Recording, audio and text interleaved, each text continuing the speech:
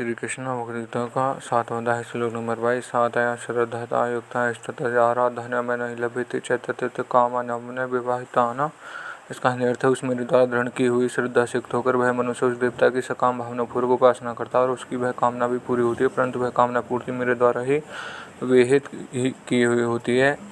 व्याख्या: मेरे द्वारा दृढ़ की हुई श्रद्धा से संपन्न हुआ वह मनुष्य उस देवता की आराधना की चेष्टा करता है और उस देवता से जिस कामना की पूर्ति आशा करता है उस कामना की पूर्ति होती है। यद्यपि वास्तव में उस कामना की पूर्ति मेरे द्वारा की गई होती है, परंतु वह उसको देवता से की हुई पूरी मानता है। वास्तव में देवताओं में मेरी ही शक्ति है और वे मेरे ही विधान से उनकी कामना पूर्ति करते हैं। जैसे सरकारी अफसर द्वारा एक सीमित अधिकार दिया जाता है कि तुम लोग अमुक विभाग में अमुक अवसर पर इतना खर्च कर सकते हो, इतना इनाम दे सकते हो, ऐसे ही देवताओं को एक सीमा तक देने की शक्ति होती है, तब वे उतना ही दे सकते हैं। अधिक नहीं, देवताओं में अधिक से अधिक उतनी शक्ति होती है। वे अपने अपने उपासकों को अपने लोकों में ले जा सकते हैं, परंतु अपनी उपासना का फल भोगने पर उनके वहाँ से लौटकर अपने संसार में आना पड़ता है।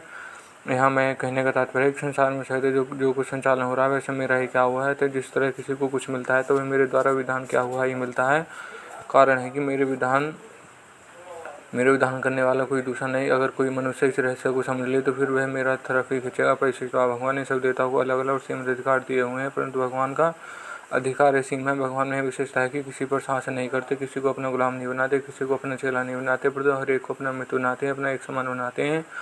जैसे निषाद राज सिद्ध भक्त था, विभीषण साधक था, सुग्रीव विषयी था, पर भगवान श्री राम ने तीनों में ही अपना सखा बनाया। यह विशेषता देवताओं आदि किसी में नहीं, इसलिए वेदों में भी भगवान को जीव का सखा बताया है। गीता में भगवान को अर्जुन ने कहा है, भगवान भक्त जो अर्जुन को दृष्टि से कहा है पर अपनी दृष्टि सखा है।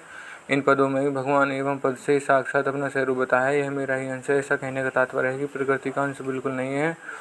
संबंध भगवान उपासना के अनुसार फल का वर्णन करते हैं। यह श्लोक